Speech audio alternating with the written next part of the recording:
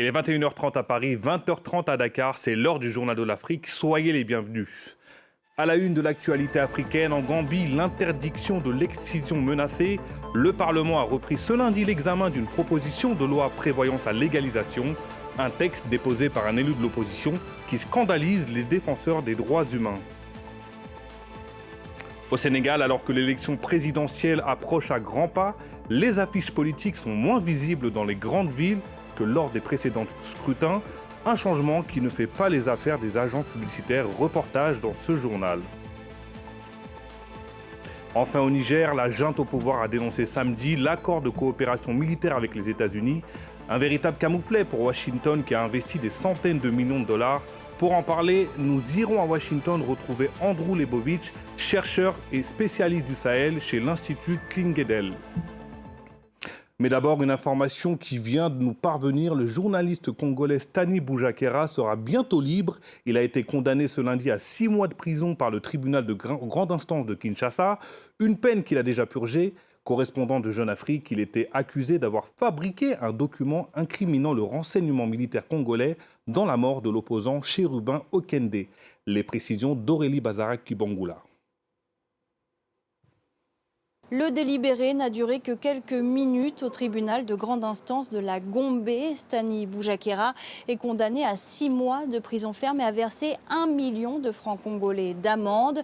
Une peine plus clémente que les réquisitions du ministère public. Le procureur avait requis 20 ans de prison ferme, accusant le journaliste d'avoir fabriqué et diffusé une note des renseignements civils incriminant les renseignements militaires dans la mort de l'opposant Chérubin Okende. Alors Stani Boujakera, qui a toujours clamé son innocence lors de son procès, est donc reconnu coupable de falsification de documents, contrefaçon et faux en écriture. Les avocats de la défense se disent insatisfaits de ce verdict et ont annoncé faire appel. Tout au long du procès, ils ont dénoncé le manque de preuves. Jean-Marie Kabengela, l'un de ses avocats, a déclaré que Stani Boujakera devrait quitter la prison de Makala mardi matin. Il a déjà passé plus de 6 mois en détention. Sa peine est donc recouverte. L'histoire retiendra que Stani a fait l'objet d'un procès politique. C'est ce qu'a déclaré quelques heures avant l'annonce du verdict l'association Journalistes en danger lors d'une conférence de presse. Je le disais dans les titres, en Gambie, le Parlement examine ce lundi un texte de loi qui pourrait de nouveau légaliser l'excision, une pratique interdite depuis 2015. Et naturellement, ce projet de loi scandalise les défenseurs des droits humains. Plus de détails avec la correspondance régionale de Sarah Sako. Interdite en Gambie depuis près de 10 ans, l'excision y est passible de peine allant jusqu'à 3 ans de prison. Dans les faits, très peu de condamnations ont eu lieu, mais l'an dernier, une affaire a relancé le débat dans la société gambienne. 3 exciseuses ont été condamnées, un chef religieux a payé leurs amendes et dans la foulée, la principale organisation musulmane du pays a émis un avis disant que l'excision n'était pas illégale et demandé au gouvernement de rouvrir le débat. Aujourd'hui, les défenseurs de ce projet de loi invoquent la tradition et estiment que l'interdiction de l'excision leur empêche de pratiquer leurs coutumes. Les défenseurs des droits de l'homme sont évidemment vent debout contre le texte. Les Nations Unies ont par exemple rappelé que l'excision est une violation odieuse des droits de l'homme. L'excision est une coutume encore très profondément ancrée en Gambie. Selon l'UNICEF, 75% des Gambiennes âgées de 15 à 50 ans ont subi cette pratique. Alors on s'arrête au Sénégal voisin où l'élection présidentielle est prévue ce dimanche et comme il est de coutume, les affiches politiques inondent les rues des grandes villes du pays. Lors des précédents scrutins, les candidats se disputaient chaque panneau publicitaire de Dakar. Mais cette année, d'autres vecteurs de communication semblent avoir été privilégiés. Reportage d'Eliman Dao. Mohamed surveille les dernières commandes des affiches des candidats à la présidentielle. On est en train d'imprimer des affiches de la coalition Benno Bokk Yakaar comme candidat à Amadou-Ba. Ça, c'est les spécimens du candidat devant être président. Ici que vous êtes en train de voir, la machine à caméra. Ce gérant de cette régie publicitaire est déçu. Il s'attendait à plus de commandes d'affiches politiques pour l'élection. On ne sent pas cette campagne. Les candidats ne sont pas venus. On n'a pas reçu beaucoup de candidats.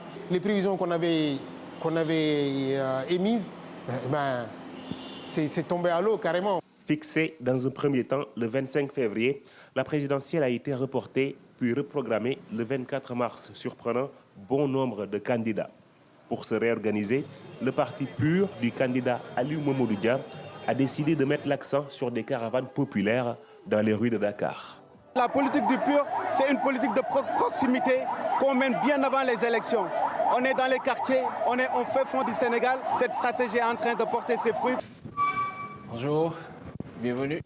Au quartier général du candidat Boubacar Camara, l'équipe de communication a, elle, fait un pari sur les réseaux sociaux. Elle cherche ainsi à se démarquer par rapport aux 18 autres candidats en lice pour le scrutin. Au Sénégal, les réseaux sociaux sont en tout cas omniprésents. Nous sommes 3 millions sur Facebook. Nous faisons partie de ceux qui produisent les meilleures qualités au niveau de la campagne, que ce soit en termes de contenu ou en termes esthétiques. La campagne électorale ne dure cette année que 12 jours contre 21 pour les éditions précédentes.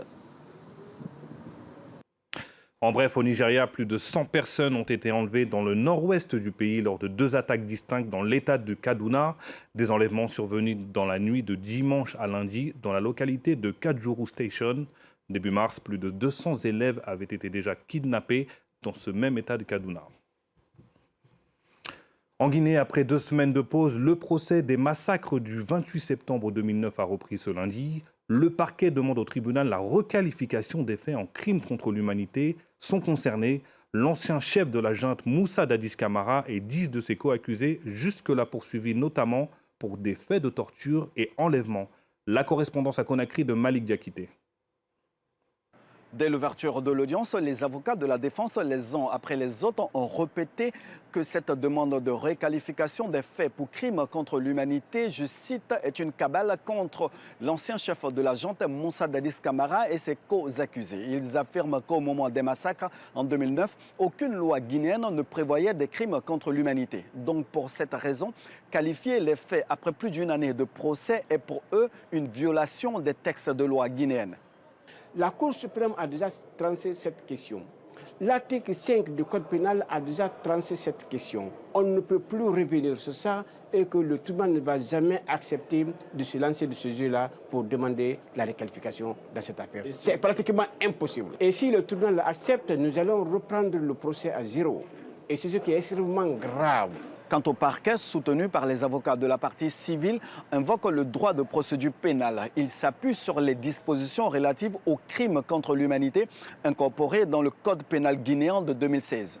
Le traité de statut de Rome a été signé en 1998. La Guinée l'a ratifié et plus tard l'a internalisé. Donc, dès lors que cette convention, ce traité-là prévoyait la qualification des infractions, définissait les infractions et prévoyait des sanctions, dès lors que toutes ces conditions sont réunies, c'est un traité qui est bel et bien applicable au cas guinéen. Les débats ont été suspendus jusqu'à demain mardi. Toutefois, si le tribunal accède à la demande du parquet, ce serait la première fois que des crimes contre l'humanité sont poursuivis en Guinée.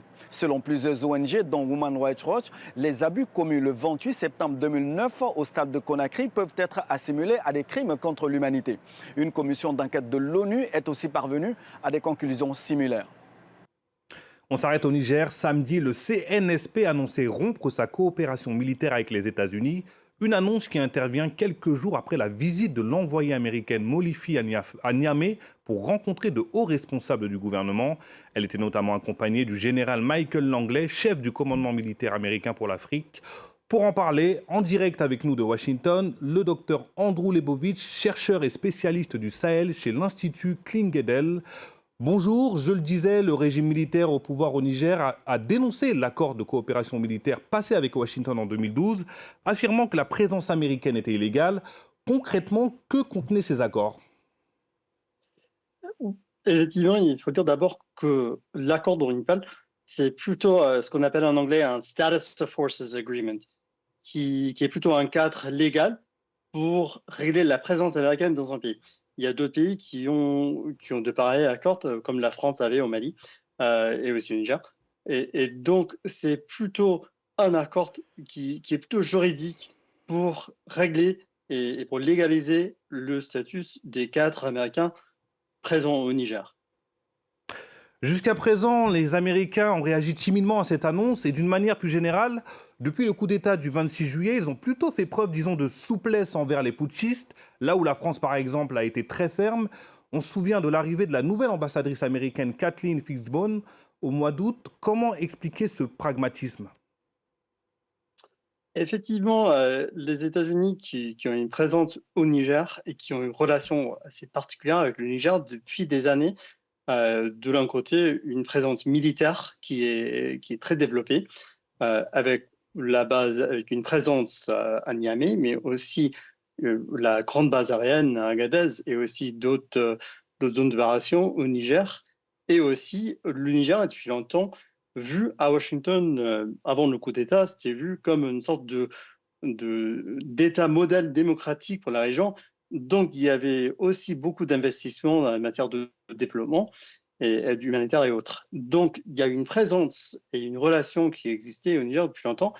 Et certainement, les États-Unis ne voulaient pas mettre en danger cette présence, en particulier militaire.